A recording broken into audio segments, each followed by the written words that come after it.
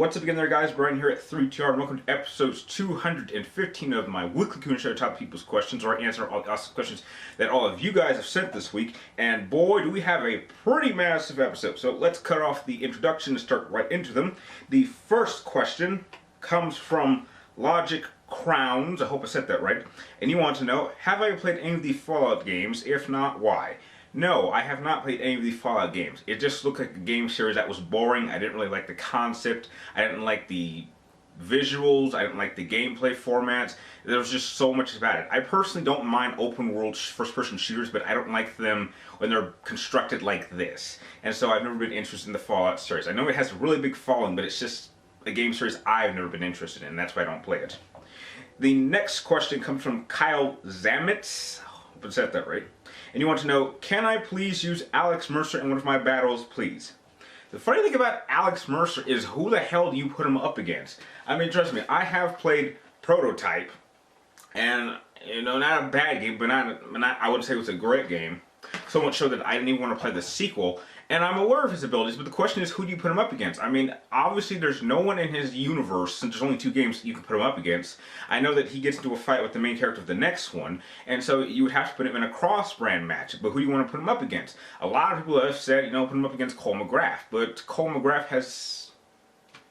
No, that doesn't really seem like a fair matchup, and so Alex Mercer just kind of falls in that category of characters who I just don't see a real person to put him up against in a fair matchup because of his abilities. He's initially, in my opinion, just too powerful for anyone to really challenge him, and that's why I'm sorry, I can't really use him in a matchup. The next question comes from Derek Sanders 1. I believe you're a newbie, so welcome to the show. And you want to know, do I think Metal Gear Solid 5 has the best gameplay of all the Metal Gear Solid games? In terms of the gameplay mechanics, yes, I do think it has the best gameplay. I just don't like how it was used. I really think it was a significant problem that it was put in an open world environment, simply because there really aren't that many.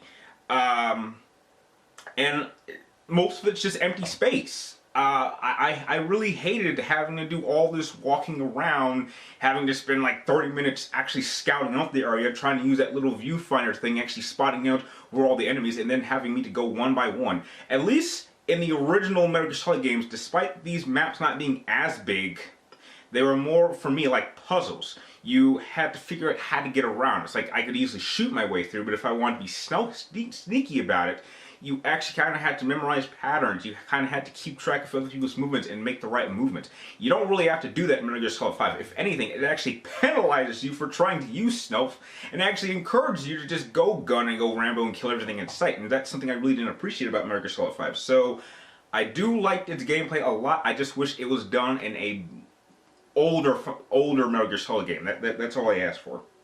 The next question comes from Marwan Fade. I know I'm saying that one wrong. And you want to know, do I think there'll be another Infamous game? I hope so. I think it's been long enough since we had Infamous Second Sons. You know, as far as I'm concerned, I haven't heard Sucker Punch Studios work on anything. Maybe they'll have a surprise for us at E3. I don't know, but heck, I would be totally open for another Infamous game. The next question comes from Miss K Carrot, and you want to know, would Dark Empire Luke Skywalker or Return of the Jedi Emperor win any fight? Doesn't Luke kick Palpatine's ass, or technically a clone of Palpatine, which, you know, you could question whether he was more powerful than old Palpatine, but because his clone body, I mean, his spirit was the same. He had the ability to transfer his spirit to a clone body, but the problem was that that body was breaking down because it couldn't handle Palpatine's immersed power. So I think Luke Skywalker from Dark Empire could take on Palpatine by himself. I think he'd have I absolutely think that Grandmaster Luke would absolutely dominate Emperor Palpatine, but I think it'd be a closer fight. But yeah, I think Dark Empire Luke Skywalker could beat Palpatine when he was much older. Yeah, I do think so. The next question comes from certainly a newbie, and you want to go by the name of Glenn Gushard. I know, you guys know I'm terrible with names. And you want to know, who is my favorite female Metal Gear Solid character? Oh, that's an easy one. The boss. Hands down, Metal Gear Solid 3 has always been my favorite Metal Gear Solid game, and the boss is without question the key to the entire franchise. I absolutely love her ideology of how she thinks the world should be. Really learned a lot of life lessons from her in the time that we had a chance to know her. She has a profound effect on the boss all throughout the franchise in the appearances that he shows up, except for 5 for obvious reasons. And I absolutely agree with something that Eva had said in Metal Gear Solid 4. If the boss had lived, the 21st century would have been entirely different. I mean, it would have been a time of people with morals. I don't think you would have the Patriot control.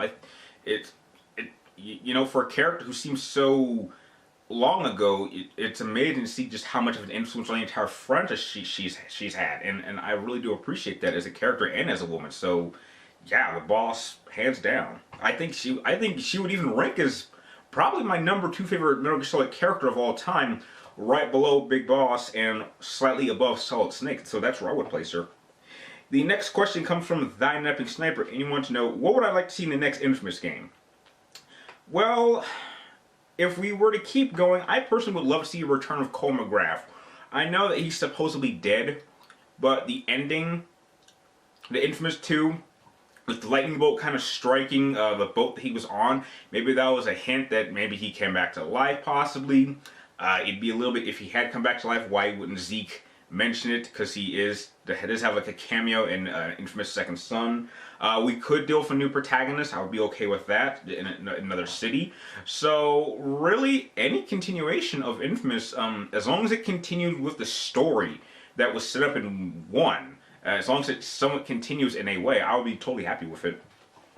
The next question comes from Zyborg136, and you want to know, do I think the new Tomb Raider games are the same as Uncharted? I think they're heavily inspired by the Uncharted games, but I think that it's a much superior game with a much more in-depth story. At least I think that. I've gone on record several times stating that I absolutely think that this game is better than all 3 of the Uncharted games we have now. Whether or not that's going to hold when Uncharted 4 comes out, I'm not sure. I know that Tomb Raider has been out since, I believe, November or December. I won't get a chance to play that till it comes out on PlayStation 4 probably later this year. It looks like it might be a little bit closer. I hope that Uncharted 4 does live up to the hype. I hope it is the last of its kind.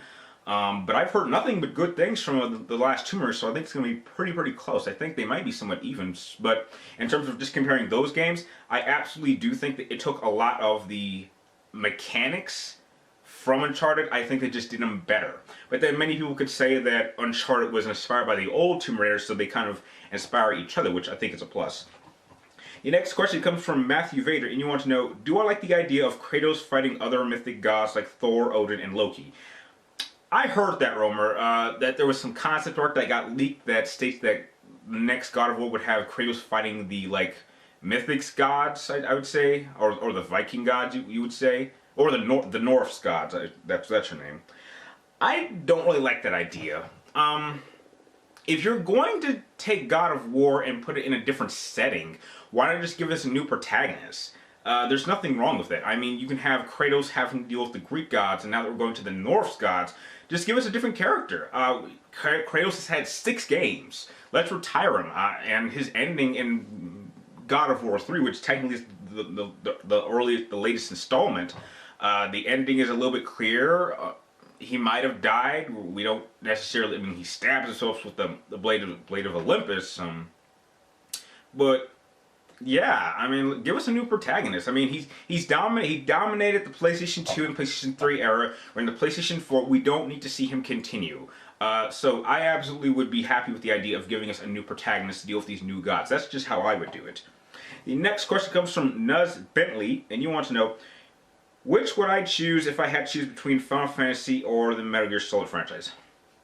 You know, I actually spent a good 3 days thinking about this one, and I've come to the conclusion that if Konami had not done what it did with Metal Gear Solid 5, because that was a terrible game, and that is just a glimpse of how much Konami is going to screw up this franchise now that Kojima is no longer there, because I have no plans on buying any more of their games or getting any more Metal Gear games, which, trust me, they won't have Metal Gear it won't have the heart of Metal Gear, so I don't even know what the hell they should call it something else. But I have to put into effect that Square brought us 13. And 13 was without question the worst video game I know I will ever play in my life. And it was so bad, it almost convinced me to stop being a gamer.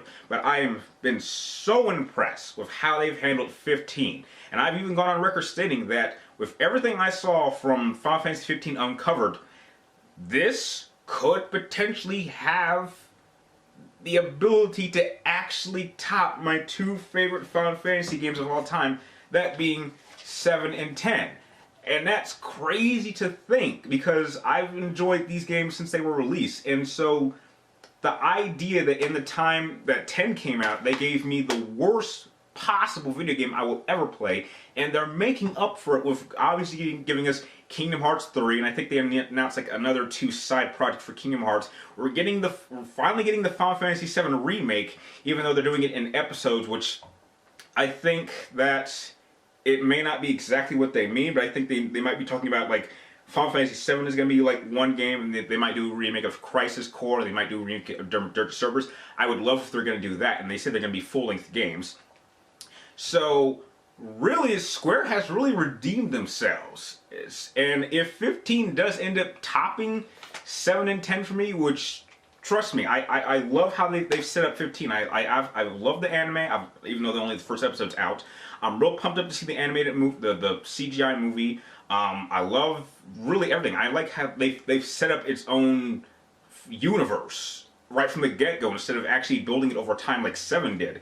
And so it could potentially take my #1 spot of my all-time favorite Final Fantasy game, and it's going to be my last Final Fantasy game that I played in chronological order. So much so that if it actually is that good, I'm willing to forgive 13 and acknowledge it as a Final Fantasy game, despite still maybe holding a little bit of grudge against it.